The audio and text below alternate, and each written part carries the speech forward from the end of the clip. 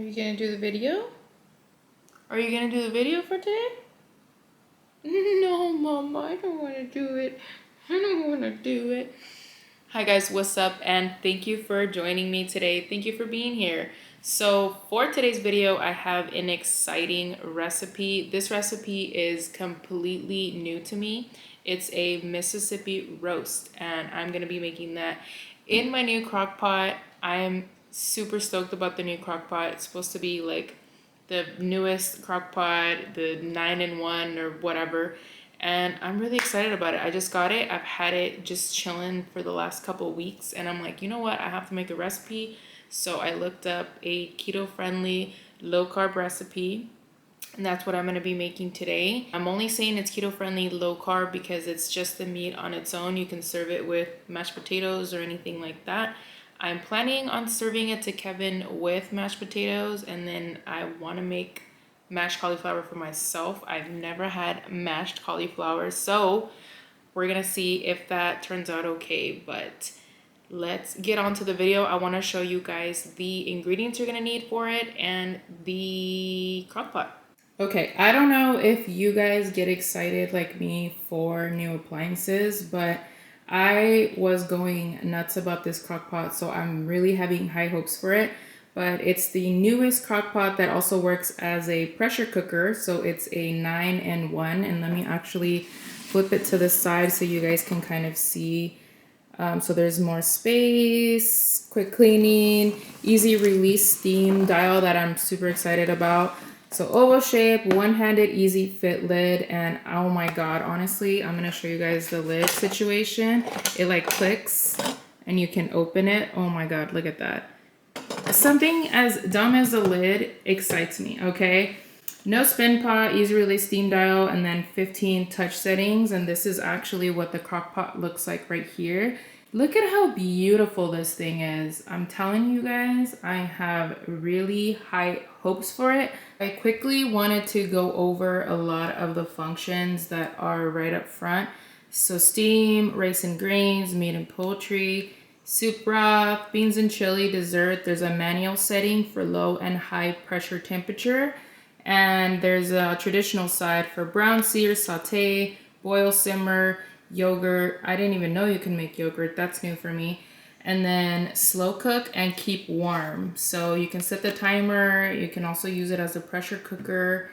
But yeah, let's go ahead and get started with the recipe. I'm quickly going to show you the ingredients that you're going to need. So we're going to need chuck roast, Kerrygold butter or any butter, but honestly, this is probably one of the best butters out there. It is grass-fed and you can taste the difference. Slow cooker liners because we're going to use this for the slow cooker. I don't want to get a mess. Ranch seasoning packets. From what I saw, everybody uses these Hidden Valley ones. If you know of any better ones, let me know. And I saw they also had this Instapot Mississippi premix. So I'm going to do one of these. I've never had this before, so I'm going to do one of these. I'm going to do the au jus gravy. So typically I saw people use 2 of these, but since I saw these 2, I decided to get both. I'm going to put some fresh garlic in there as well. An onion because we're trying to give it flavor. This I'm excited about because I love pepperoncinis, so we need some pepperoncinis. Beef broth, I just got the regular brand, nothing crazy, 1 beef broth, and I'm probably just gonna put a little bit of that. And that is it. I did get extra beef, but I just wanna make extra for tomorrow, so leftovers. The first thing I'm gonna do is I'm gonna grill up some onion and some olive oil, get this nice and hot. Then I'm gonna throw this in there, sear it so we can get a really nice sear on both sides before we throw it into our crock pot. After everything is done searing, I'm gonna go ahead and load everything on the crock pot. And basically you just dump and go. You throw everything in there, set the timer, and you're good to go. You can either slow cook it or pressure cook it. I think I'm gonna pressure cook it because it's already pretty late. It's around 3 o'clock here, so I'm gonna pressure cook it for a few hours. But yeah, literally everything you do, just throw it in there. And that is pretty much it. It is nice and golden brown, and this is gonna give it so much flavor. I'm gonna put a little bit of beef broth right on the bottom so maybe it doesn't stick. I've never done this before, so I feel like it would probably stick a little bit. So put a little bit of some beef broth on the bottom. And then I'm gonna layer the meat. Do you see how nice the crust is? Oh my goodness. That's gonna give it so much flavor. That's why I wanted to brown the crust before. And I'm making 3 of them because it probably is going to shrink and I want enough leftovers for tomorrow. Layer a little bit of some onion just for flavor.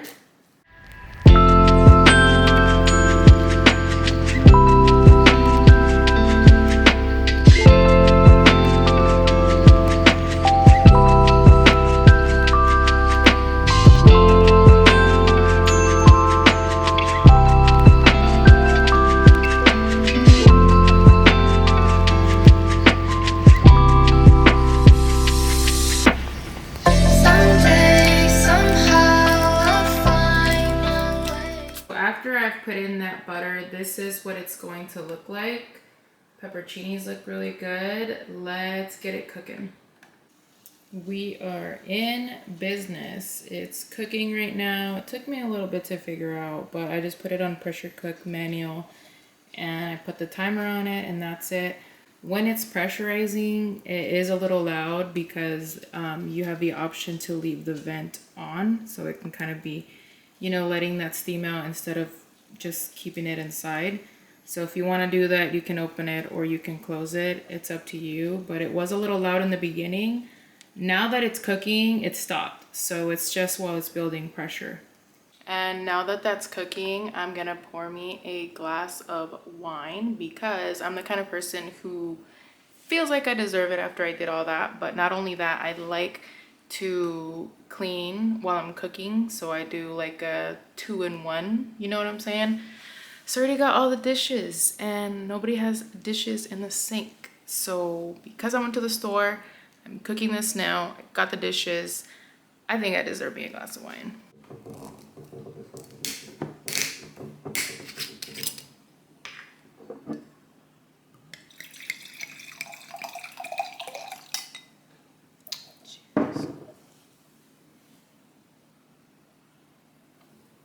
And now we wait. I set a timer for 3 hours. I don't know if it's gonna take that long, but I still set it for 3 hours. I've never cooked this before. Typically people cook it like they just cook it on the regular crock pot and they slow cook it. So they slow cook it for, I don't know, like 6 hours or something like that. So I figured if I'm pressure cooking it, maybe I can cut that time in half and just do the 3 hours. So we'll see. So it's been cooking for 2.5 hours, maybe 2 hours and 40 minutes. I just released the pressure. So, oh wow, that looks really good. I'm about to shred that up and then I'll show you what it looks like after I do that. Wow. I ended up making 2 types of sides. So if you're low carb or not low carb, I ended up making 2 of them. So this was the first time that I ended up making the cauliflower mashed potatoes, and technically not potatoes because it's not even potatoes, but I did add a little bit of heavy cream, butter, salt, pepper, and then same thing with the regular mashed potatoes. Okay, so this is what the plate looks like with the cauliflower mashed potatoes. Looks actually pretty damn good. I'm gonna try it right now and I'll let you guys know what I think. Okay, it's been like 3 hours now and I think we're all ready to eat. So I'm gonna try it and I'll let you guys know how it is. Like I said, I've never tried this before, so we'll see if it's good. It's still like steaming hot.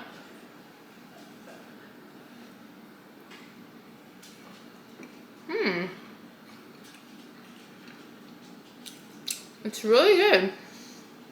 It's a little bit salty though. I feel like it's saltier than normal, usual foods. But maybe it's just me because I don't add too much salt to a lot of foods and a lot of the seasoning packets have a lot of sodium already. But the flavor is really good. The cauliflower mash, it's actually way better than I expected. Like, it's really good. I would make it again.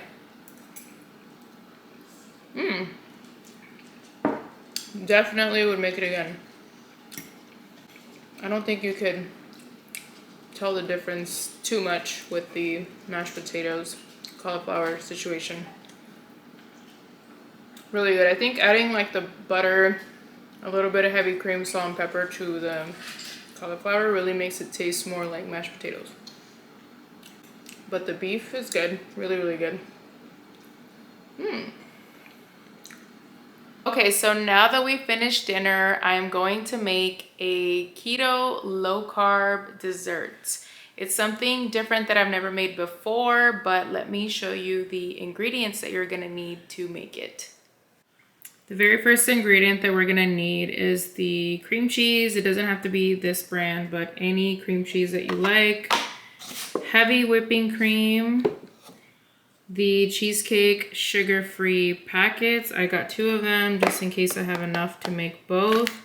Any sugar replacement, so stevia, monk fruit, or the Swerve. This is the first time that I'm using the confectioners, but I've heard it's really good even for baking. So if you're trying to find a good sugar replacement that doesn't spike your blood sugar, this would be a really good option.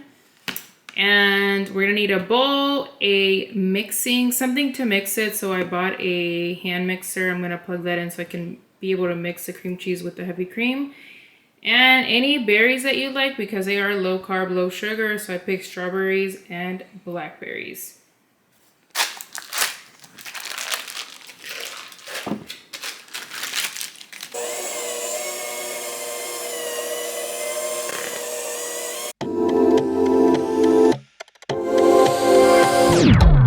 Fue pura suerte entre destino y casualidad.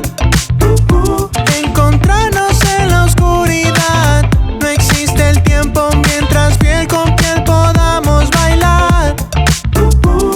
Y no podernos despegar. Dime que sí con la mirada. Volteas y no dices nada. Si en mí tú decides confiar, te escondes bien. Estaba buscando llorar.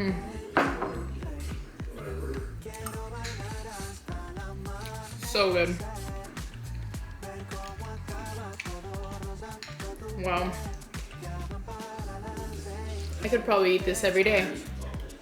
Well, as you can see, I almost finished the, parfait cheesecake in a cup. I would make this again, and I have a lot of filling left over to make it again probably tomorrow, even though it's like dangerous. You probably shouldn't have it every single day.